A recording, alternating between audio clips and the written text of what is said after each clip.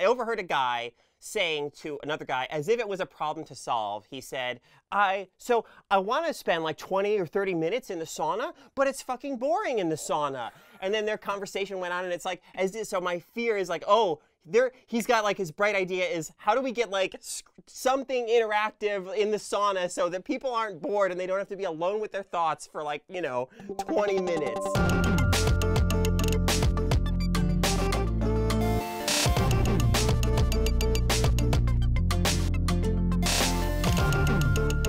Hello everyone, and welcome to another Halt and Catch Fire recap FREQCast. I'm Carolyn, and once again this week, as we anxiously await Anita's triumphant return to the podcast next week, I'm joined by our friend Ryan O'Donnell. Ryan, how you doing today? I'm doing great. Thanks for having me again. Yeah. Always a pleasure to talk about this show. Yeah, I really enjoyed our conversation last week. So Ryan, this was episode 5 of the 4th and final season, which means we are already halfway through the final season of Halt and Catch Fire. Wow, that actually hadn't occurred to me until just right now. Yeah. So, yeah. Yeah. Wow. So I think there's kind of actually a lot of stuff to talk about in this episode, so let's jump right in. Early on in this episode, we see Joni playing Cameron's game, Pilgrim. And she like seemingly every other player who's come across it, she gets like super frustrated. She's like, it's like she doesn't want you to win or something like that, I think she says, which, in sort of speculating about what Pilgrim actually is, I sort of wonder if say Atari had backed the game and had put it out, if it would have found like a cult, it's a niche audience who figured it out and thought it was brilliant and thought they were brilliant for figuring it out, but it just, Atari didn't see like the marketability of it at a time where, because it's definitely not for like the Mortal Kombat crowd, it's like obviously doing something really like avant-garde or very like, like not quote unquote consumer friendly. It seems like, what year did we decide this was? 94 or something like that? I think it's got to be 93, 94. I wish I'd looked closer at Gordon's journal. Right. Yes. I think it is 93. Yeah, I think so too. Could be 94. Anyway, don't quote me on that either way. But, if you imagine back to the games of the time and the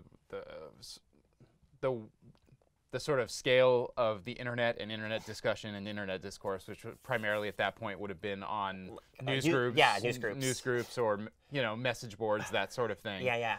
I think it's inevitable. Almost any game you can possibly imagine has a fan base of some kind, and I think the type like this where it doesn't explicitly lay out its mechanics or anything. It obviously doesn't have a hand-holding tutorial at the beginning. That's for sure. Or at least at the end, right? Like it seems that, like, the way that it's been described throughout the season so far is that you make it to the end, and then there's a choice between going through some doors or something along those lines, and then it sends you back to the beginning. Right. And so you can't actually finish it. Yeah. That's the type of thing that would clearly have fans. You look at maybe I can't off the top of my head think of a gaming equivalent, but as we mentioned last week, Twin Peaks is another thing that was on the air at around that same period, and was it's the obscurity of it that's largely a big part of what draws people to it, like the inscrutability of it, the ability for you to kind of project your own meanings onto it, the kind of dreamlike quality of its logic. And it helps that the sort of obscurity and subtleness of the narrative, and its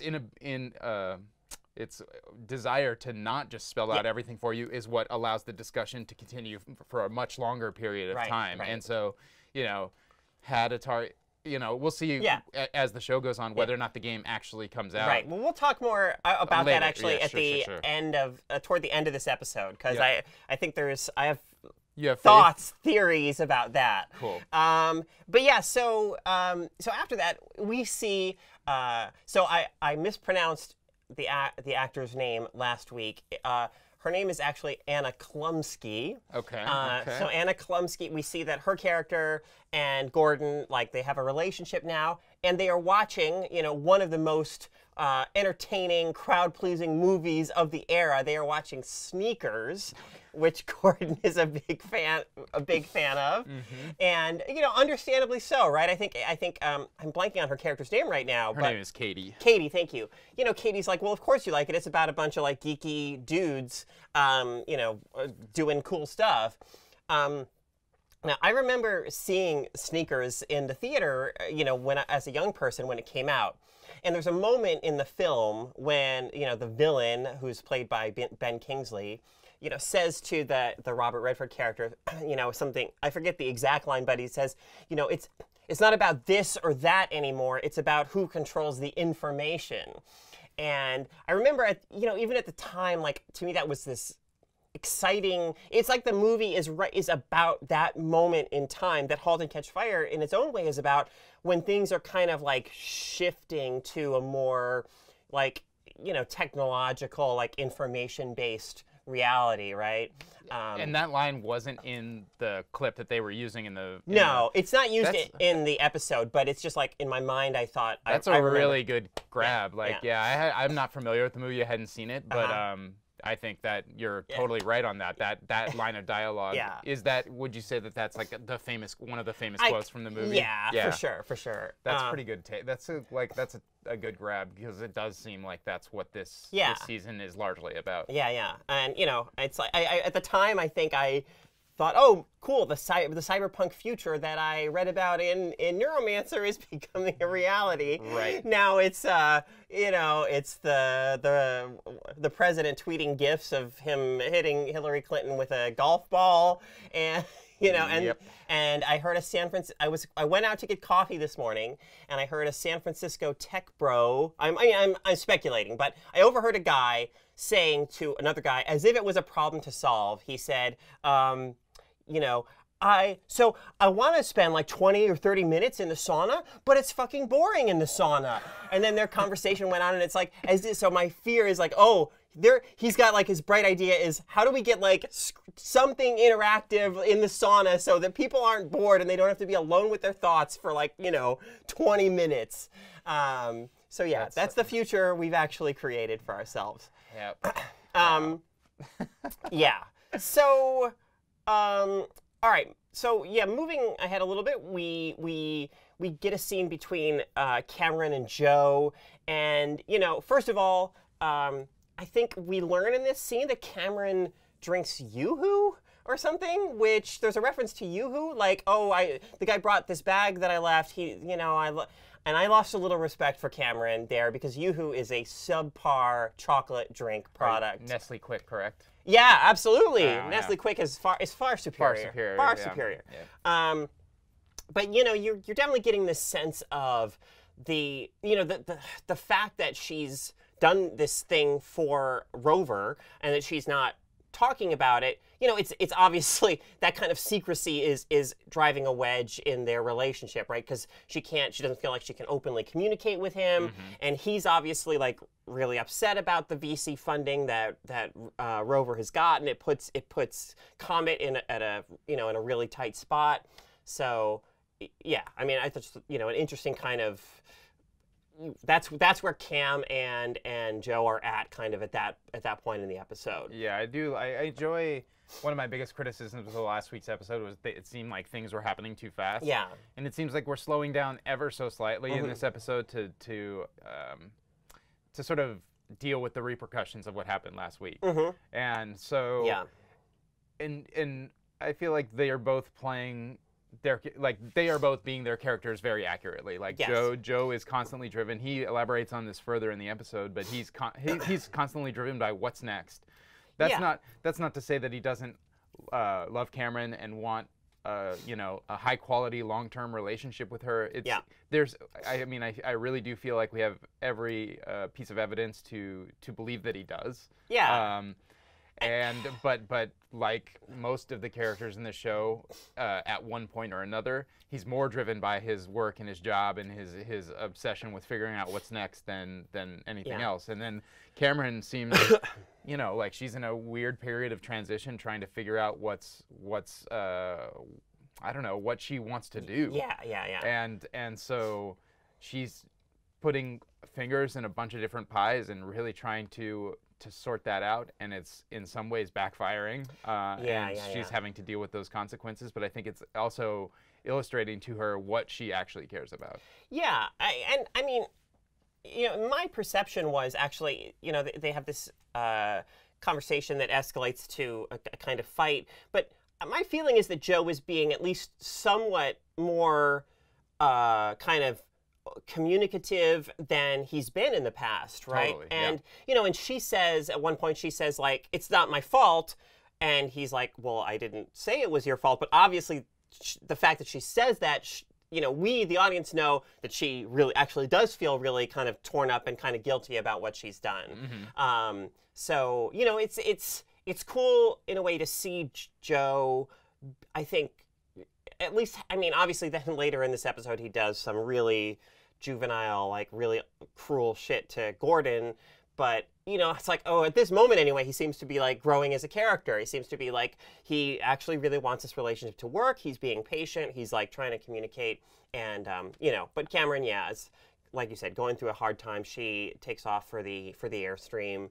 I do like, and I think it's a little subtle thing that shows that they are thinking about each other and their relationship. They both have purchased a replacement wok from the replacement pan. Oh, right. You know, like Cam's back at Joe's place trying to fix it up when Boz comes over later, but Joe, if you look in the background in his office, he's got one sitting there also. I didn't notice that. Yeah. That's a great little detail. Yeah, there's lots of little things like that. Yeah. I mean, it's just a pan, but they both want to fix the broken pan. Right. That's a really, that's actually kind of encouraging. Yeah. I like that detail. So Joe and Gordon at Comet, they really have like these kind of different perspectives, I think, or about how Comet is doing, about its viability. But what's interesting to me about all that stuff in this episode is that Joe, you know, he's like, oh, should we do this search bar thing? And, you know, Gordon kind of says, yeah, but Joe is like, well, should we? I don't know. And to me, that's so interesting because, like, almost, you know, Joe's defining quality has almost always been like confidently feeling the pulse of like where things are going and, you know, charting a course to be like right on the cusp of whatever's happening. And he right now seems like he isn't sure, like he seems a little less certain. And it's almost like if Joe doesn't have that confidence of like, this is what's happening, this is what we can do to innovate or create or be involved in what's happening, it's like, well, who is he without that, right? I don't know, he just seems to me to be going through a bit of like a crisis of his own in that sense of like not knowing what's coming down the pipe anymore. It seems fairly certain that, you know, if he doesn't, like if he's flailing with an idea, it's not the right idea, and so inevitably he will find the right idea later. Yeah. But it is a, you know, I think that's one of the tragic things about his character is right in front of him, right? You know, what Gordon is presenting to him is, look, we have this business, look at this office, look at our staff, look at these people, we can sit back, we can relax and play air hockey. He's talking about, you know, we see Joe come into the office. He might come in late. Maybe it's noon, maybe it's 1, but he's coming into the office. Yeah. And it's a Friday, and Gordon's saying, hey, it's Friday. Yeah. Like, let's not even, like, we don't need to do anything. Relax. It is Friday. Let's take this day. You know, just, you know, it's a team to hang out with the other members of the team. Just have fun. We are privileged. We made this thing. It's working well. Like, let's take it easy, relax, enjoy what we've made. And Joe can't enjoy it because he's constantly focused on what's next. Right. And, you know, obviously he's bringing his turmoil about what happened with Cameron earlier in the day into the office, but you know what he says, he's very loudly about Gordon and Katie, you know, like having sex and everything. It's to me like so cruel. Like, I mean, as if his life has not been an incredibly complicated mix of business and relationships and romance. Like, where the hell does Joe get off saying something like that? And the funny thing is, he's known one for figuring out what's next, having an idea and working in that problem. But they also present him as a sort of like a Steve Jobs like character whose job is to tell people with his voice, with his words, to speak about what is he's a convincing persona. He's right. He's very convincing. Yes. And he needs to use his words to do that, Yeah. which takes a lot of control and a lot of thought. That's right. And it's funny when how controlled he is when he knows what he should be doing. Yeah. He loses control and he uses those words as a weapon when he's sort of flailing. Yeah, absolutely. So intermixed with this a bit, we see some stuff going on with, with Rover, and where Donna is, playing this game, this kind of cruel game with her team. She basically knows that Cecil did not write the algorithm, but I guess she doesn't feel like she can just come out and say that, and so she's like putting them in this really difficult position, I think, of like where that truth is going to have to come out one way or another. I feel like she has the right tactic here, because whether it's work or in personal relationships, being truthful is like so important, and she can tell that somewhere along this chain there's a lie that's an important lie that is going to come back to haunt them later. And so without I guess she could have been more confrontational and just said, like, I know one of you is lying. Like, please, let's get to the bottom of this. But we've also known, especially over seasons 3 and 4, Donna to be a very cunning and sly character and tactical. Yeah. And so, it seems like she's just doing what Donna does. I still can't stop thinking about the mother-daughter relationship here. Like, how is this? Whatever happens between Comet and Rover, it just seems to me like inevitably, there would be like when Haley is like 30 or whatever, like, hey Mom, remember that time you ran the rival search engine that crushed the thing that I was involved with as a kid and was like my first like really exciting venture. Like, it just seems like I don't know how these characters are basically like reconciling that their opposition to each other in that space with their like family relationship. To me, it just seems so fraught. That's super true. It'd be, and Haley clearly does a good job of compartmentalizing stuff, but then she does. It happened last week with Joni and Donna, and this week with Katie and Joni, where she's they want to talk, they want to help her, but she kind of just like needs to deal with it on her own. And I think this larger issue of trust in relationships and stuff like that, being honest with people, it's what's hurting everyone right now. That's right. Except I would say the one relationship that we're seeing where people are being honest and open is Gordon and Katie. Yeah. And it goes down to little things like, when later in the episode, Gordon is looking at his book, we finally are having that plot line coming back into the picture, like we said we thought we would last week. Yeah. And he's looking at his book. She comes to the door. It's dark in there. It feels like maybe he's going to be secretive about it. Like they're setting that up both in terms of the story and the picture that you're seeing on screen. But then she's like, oh, are you feeling okay? Yeah. And it's clear at that moment, like, oh, they've had conversations about this. She knows about this. Gordon's being honest with her about this. And like even down to later in the episode when they're at home and she's asking about, is there a pattern to this? Yeah. And she says, do you want to watch a movie? Do you want to do such and such? We just feel like Gordon is being really straightforward with her. Like, I'm sorry I couldn't come to roller derby tonight. I'm really tired. I don't want to watch a movie. Yeah. I'm really sorry. I hope that's okay. Yeah, and it seems exactly. like they have a really caring relationship. Yeah, I agree. All that is really great. And I hadn't thought about the sort of thematic, how that is such a thing in all of these relationships. Yeah, totally. With all these characters. So Cam's out at the Airstream. Yeah. And you know, who shows up but Tom, a character who I honestly thought was out of the show. Like I kind of had forgot. I thought we were done with Tom. Period. But you know, he's actually he shows up because he needs these documents signed so that they really are kind of done with each other. Yeah, I couldn't tell if it was definitely divorce papers that she hadn't signed. I mean, that seems like the obvious thing, right? Or if it was just, you know, because in Japan, there's more bureaucracy for everything. Right. I thought it might have just been that they, in order to leave their old apartment, she had to physically sign paperwork to do it. But I'm sure it is divorce papers. But it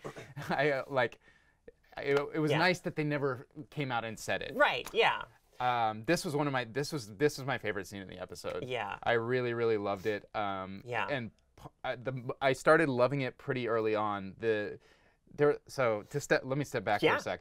There was a scene between Katie and Gordon very early on. It's the one where you know, okay, this relationship is happening. It's when they're watching the film, and they open a fortune cookie, and there's a line of dialogue where there's a typo, and she says something about, oh, Tim is something. Yes, yeah. That they did a callback to that in a later scene where she says, "It's exciting. It's exciting. Tim's favorite." The song, like Gordon's trying to remember some song, and she's like, "Oh, of course I know. It's exciting. Tim's favorite." Yeah, yes. And I honestly thought the delivery on that was a little like off. I was like, this is the type of thing that would have looked clever on the page, but didn't really play live. And so I thought, like, oh, maybe the writing in this episode is just not gonna be that great. But I love the scene where they're talking about the parrot in the room next door in their apartment. That is exactly the kind of like character observational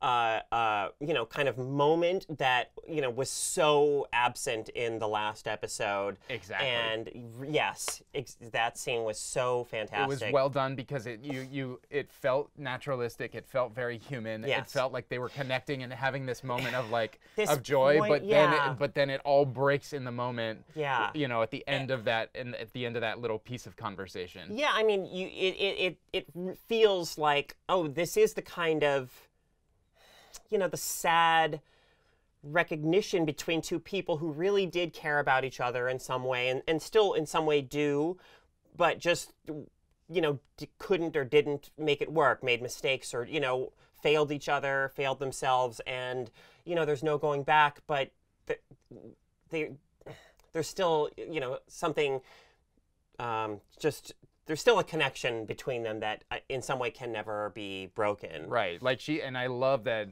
I think we see that Cameron's growing as well. Like in the past, it's possible she might have lashed out, gotten angry, and pushed him away. But the fact that she brings him close, hugs him, says that she's happy for him, and later when she has her when she finally decides to come clean to Joe, you can tell that this moment, possibly what happens to Boz, have been illustrative in changing the way that she wants to go forward. So as Tom is leaving, she stands in, I guess, the door of the Airstream, and she says, "Iterashai," which I was not familiar with that term. I looked it up, and there are sites that kind of talk about this as a kind of quintessentially Japanese term because, if you just do a direct kind of translation to something like "see you later," it loses some of its layers of meaning, because really what it means, I think literally, is something more. It means, please go and come back. The expectation of, you're going to be leaving soon, but please do come back safely. So I feel like it's a way, Cameron just can't really say like goodbye. So it's, there's this, this real kind of poignant quality to that. Like, I mean, Tom's not coming back, but just that farewell of, you're leaving, but you'll be coming back, or I'll see you again. I really liked the way he played, not only his response to that scene. It's good that he doesn't respond, but the look on his face was great. And even more than that, in the scene just prior to that, when they hug, the look on his face and him not being because she apologizes. She says, I'm sorry for all of it.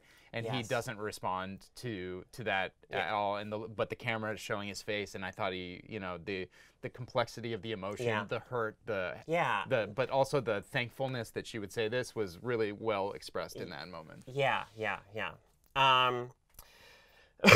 So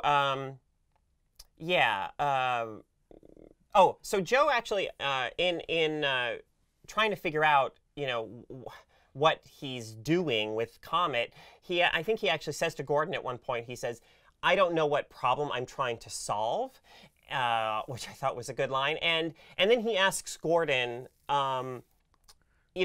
is this what you saw? Is this what you saw? I think referring back to like when we first started, in Texas together. And it, made me think of the line, the kind of, I think, one famous line from season 1 where Joe says, computers aren't the thing, they're the thing that gets us to the thing. Like, is this where we've been headed all along? Is this it? Or, is there something more that's coming? Just this sense of, Joe just being in this place of, more uncertainty, I think, than he's used to having to kind of live with. I really, to me, they're doing just this great work with Joe and Gordon, who are both, when we met them in season 1, both driven to work on the technology that would bring us forward, to find what's next. They were both hungry for it, and like to show Joe as a person that is driven endlessly by that hunger, and Gordon as someone who, through different sets of life experiences, he's got a family, he's got a divorce, he's got children, he's got his medical history, still obviously driven to work, but much more driven to live his life. He literally says to live in the moment in this episode, you know? And it's so sad that Joe can't seem to do it, but it's those people, those minds that bring us some of the greatest innovations in the world. True. Those restless. Restless people. Yeah. Okay. So Boz. Yeah. Let's talk about Boz. So definitely going back to what you were saying earlier about, honesty. Boz is somebody who, he's keeping things from his wife. He's obviously like he's just a mess. But I mean, so I've always really liked Boz as a character. I've really liked him, and I almost resent the show a little bit for putting me as a viewer in a position where now every time I see Boz, it's like my heart sinks a little bit, my stomach twists in knots, because I feel like, oh no, it's going to be trouble. Like his whole life is kind of falling apart, and he's going to be putting other people in a difficult position, or I'm right there with you. Yeah, I feel like they did a twist on his character that it's fine. Like I'm glad show-wise that they're trying new things, but he was just so on top of stuff, and it just really feels like I keep asking myself, like, really, he couldn't ask for Diane for help on this? Like, if he was just honest with her, I think there's an opportunity that they would solve this problem in a totally different way. Yeah. And instead, it's like driving him totally mad. And it's rippling out and damaging other people's lives as well. True, yeah. Everyone's all of the 5 core characters. Almost are kind of caught up in this. Yep. So they go out to dinner. It's Boz and Donna, and what's Boz's wife's name? Diane. Thank you.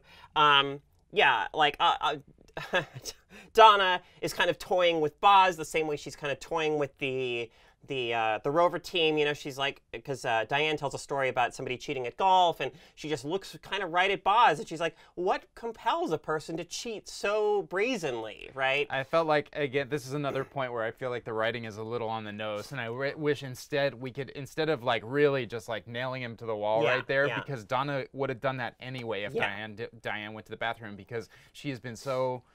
It's even just in the course of this episode, that is like the all-consuming thing she is thinking about. Yes.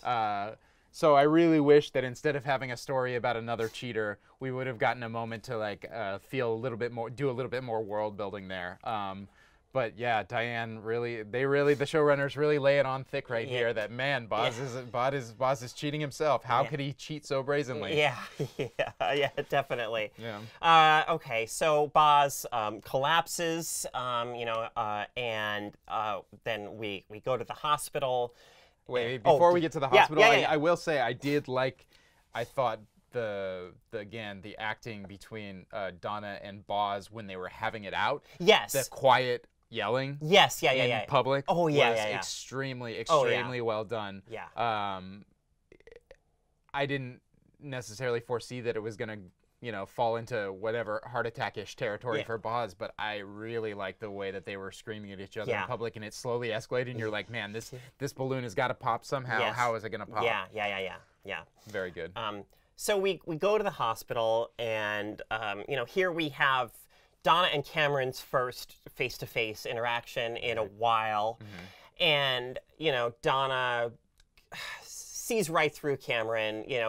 Just kind of puts two and two together. It's kind of all on Cameron's face, right? When Donna says, like, what did you fight about? Because Cameron had this argument with Boz earlier in the episode, and Cameron just has that look on her face. What an actress! That look. I know.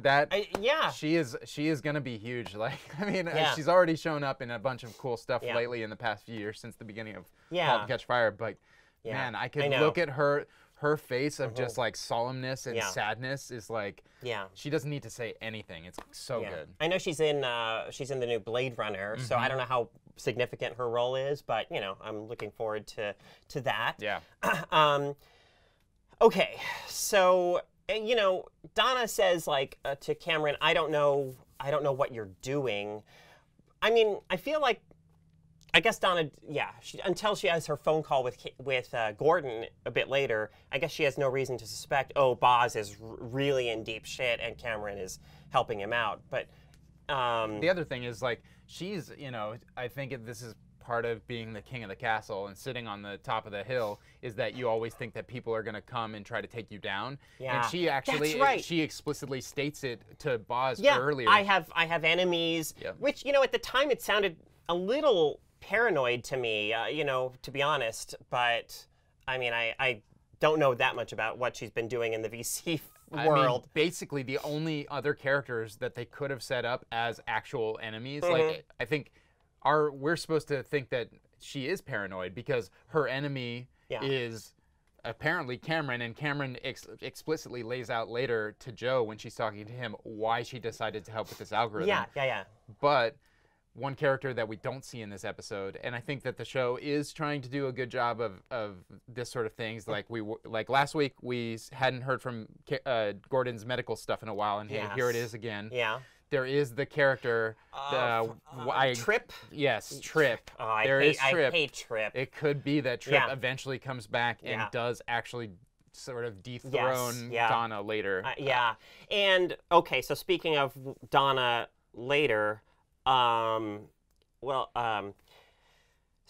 well, first of all, let's just talk a bit about the scene between Cam and Joe in the car. I really liked that scene too. I like that Cam it's a scene of truth telling. It's a scene of her kind of having, I think, a clearer perspective on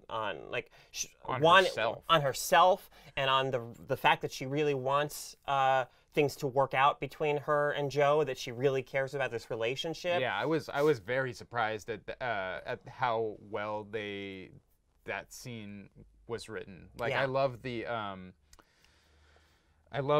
she has perspective about her mistakes in the past, and how, watching what's happened to Boz and what has been happening with her and Joe, and what happened with her and Tom in the Airstream, has sort of made her reflect upon herself and the things that she does. And she realizes, like, I am being a little self-sabotaging here. I am doing it for other reasons as well. Yes. But there's this hint of this other thing. I remember one of the lines she says Joe asks her, why are you telling me this? Yeah. And I said out loud, because I thought she was going to say, because I don't want you to go, the same way that Tom left. But instead, what she says is, because I love you, which I think is, and even, I was like, okay, that's even better for them. You know, like